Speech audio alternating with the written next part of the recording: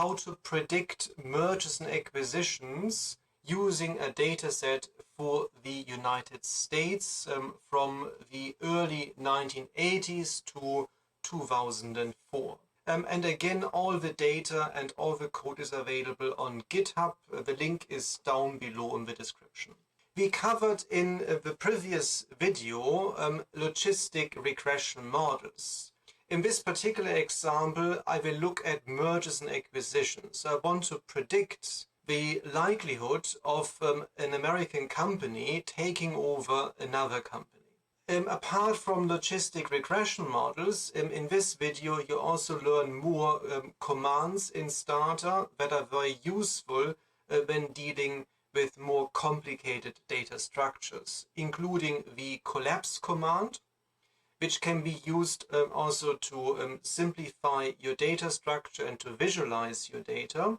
We also talk about the by sort command and using this in combination with egen to generate variables under certain conditions. Good, let's get started. So I changed the directory here and I opened the US merger dataset. I'm just running it right now. And here we are. At the moment there are no labels. So if you use a describe, you wouldn't see anything apart here from a prediction. So you wouldn't really know much what the data is all about. This is not really good practice, and when I worked on the data, I think it was in 2003, I wasn't really following my own advice.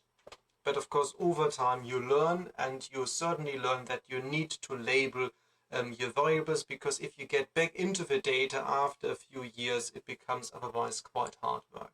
So when you look at the data structure, you see here an identifier. That's a so-called CEDOL number. So this is an identifier for companies. It's a stock identifier. You have apparently the months, you have the year, and you have various variables, including most likely stock returns, and then there are deal-specific variables and further controls. RM refers to a market return. So this will be the S&P 500 stock market return. Furthermore, you should also get the data for mergers. So that's the merger. So merger is labeled either 0 if no merger occurred or 1 if a merger occurred. The first thing I always do is just to get a sense of the data. So if you do a little summarize command, you will see what's in there, how big the data set is, and you will get a rough idea how this could be used. So first you notice here the time period is from 1979 to 2004. You also notice in the case of mergers that probability of a merger, this is monthly data, as you can see, is about 1% roughly. So every month the probability of a merger is about 1%. We will mostly later focus on these two variables, just as an example. Book to market is basically a multiple. So if you do some finance, this is a valuation level, it's the book value of equity compared to the market value of equity. It's a very common valuation measure. So if book to market is high, it would mean a low market valuation. Very often it's also turned around as a market to book. So you have to be careful here. The LCAP is the log of the market capitalization. Market capitalization is number of shares outstanding times the share price. You apply the log. We have done this before, also in a video on transformations, very often to get a more symmetric distribution. If you just fancy a look at the distribution, I just do a little k-density plot. Again, we have covered this. As you can see, it's pretty much symmetric, not quite normal. The next thing I would like to do is I want to understand what are the trends in M&A activity. So one way to start is to use some Tabstat. I do a Tabstat. I refer here to merger. So this is my binary choice, 0 and 1. I use by, and I do it by year. I don't need it high frequency because it gets too noisy. And as a statistic, I use the sum, so I'm adding up the cases. Again, the labels are 0 and 1, so if there's a merger, In one of these companies, it would be labeled as once. If you sum it up, you will get the total number of mergers in the respective year. We see here the M&A activity. You certainly can see a sharp increase in activity, and then you see a drop. Yeah, this is the dot-com bubble as well, affecting it. And you see in 2004 nothing is declared, and also in 79 nothing is declared. So it might be sensible to get rid of these cases. So we just do a drop command here, and we specify that we drop observations if the year, which is labeled here as Y, is equal to 1979, or, that's the or, Y is equal to 2004. Good, next it would be quite nice to plot this. One way to plot M&A activity now would be simply to copy paste that, do a right click, copy table as HTML, open up Excel and you paste it in, and then you can of course work with this in Excel. So that is fine, it works all right. It would be nice to actually get the same in Stata. I think the best way to do it is to use the collapse command, because here we have a complicated structure. We have months, we have years, there is a time dimension, and we have various cross-sectional units, our different companies. So using collapse would be a good idea. So collapse is combining data depending on the type of statistic you want. So in our case, we want to use the sum. I'd put this into brackets. The syntax is a bit odd, honestly. It's a bit funny. So whatever statistics you want to use, you put it into brackets first, and then you specify the variable, which is our merger variable. And we do this by year, so we do it over time. Okay, we run this, and all of a sudden, all the other variables disappear. So if you do a browse and you look at your data, the only thing left is basically your previous Tabstat table. That's all it is. So it's important to note, collapse erases all your data in memory and generates a new data set. But here actually all the data in memory is erased, so it's a little bit inconvenient. But it's not a problem, you just have to know how to handle it. Now this is useful, so once we have done the collapse, we could now do a line chart. So we can just simply do line merger over time. We might make it a bit fancy, we do an X title, where we can specify we want to have in here the year. Yeah, so you see clearly a sharp increase in M&A activity. It peaks and then it quickly drops. It's very, very typical. So if you work on this, so I worked in industry on M&A during my time at McKinsey, and also later as an academic I worked on so-called merger waves. You see actually that M&A activity goes in waves. Now the issue, as we noted, is that our data set is now collapsed. Yeah, so how to restore it? So the best thing to do is before you collapse and after, you restore the data as follows. So we just do here a preserve statement. So that will preserve our data set, and we do a restore. Yeah, so basically what that does is it runs it. It gives me this figure, which is great. I will use it later in a PowerPoint presentation or in a report. And later I restore the data set. If you run it right now, you should get the same figure. Here we go. And when you go back to the data set, we are all back in game. Yeah, so we have the same data structure as before. Good. The next thing I would like to do is I want to actually construct a merger wave measure. So what we could do is we can simply count these number of M&As in a particular year and use it later as a predictor. So the idea here is that M&A activities are driven by maybe peer pressure, so that's one explanation, or by certain market conditions, yeah, or a combination of both. So what I want to do is I want to generate a new variable that counts the number of mergers in a year and puts this information into a variable I can use later in a logistic regression model. How do I do this? I have to first sort my data by the variable I want to use for for organizing my data structures. In our case, we do it by year. So I do a sort year, and then I specify by year and use the column. You can do this sorting and by in one. You can do the so-called by sort command, but quite often I like to separate them. It makes it a little bit easier to read the code. So sometimes I think being a little bit more verbose, so to speak, is okay.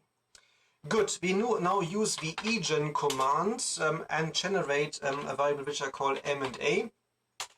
And this refers to the sum of mergers. So basically what it's doing is it organizes my data set, it sorts it by year, and then by year I look at summing up all these mergers which are binary. So I get the total number of cases. So it does the same what you have seen in the table and in the figure. Right, after that I sort back by year and months. So this gives me my original structure. And let me just now run this. Let's do that. Here we are. The next thing to do now is we start some modeling. Let's predict M&A. Yeah. Of course, now you can ask yourself, why do you want to predict M&A? So one important reason why people do this is because it's kind of interesting to know who might be the target firm of an acquisition or who might be the acquirer of an acquisition. This is of course important because it might drive share price movements. If you want to invest in certain companies, that's interesting to know. So let me just do this now. Let's predict M&A. We already looked at a few variables. So we had one variable here, which was the LCAP, and we had the book to market. I just copy paste them. They're not nicely labeled, so there's no label, nothing, and also the names are not really very helpful. So usually what I do then is I rename them. So I use a rename and I change it to something which is a bit easier to recognize, like log cap for market cap. And certainly what I should always do and what you should always do is to label your variables. Otherwise you will forget. Yeah, label var. And then we have now the new name log cap, and then in quotation marks we call this the log of market capitalization. Yeah, you can always add a few more things. We do something similar now for this market to book or book to market. We just call this here BM or MB, whatever you want to call it. And again we do a label var BM quotation marks. This is book to market. Yes, so it's a book to market, which is a measure of over-under valuation of a company. Good. Now we do a set of logistic models. So let's do some logistic models. Again, we covered this in the previous lecture. So if you haven't seen that one, please have a look. Okay, let's do this. Logit, our dependent is our binary choice, the merger, and I just start with my log cap. Yeah, I don't do anything else. I want to build it up. Yeah. Quite often I do this. I just want to see how different variables work, and then I start combining them. So then I do here add my book to market. And then the other thing I want to do is I want to add my merger wave measure, which is, what did I do? M&A. So here we are. Good. So that's it, and we can just run it now.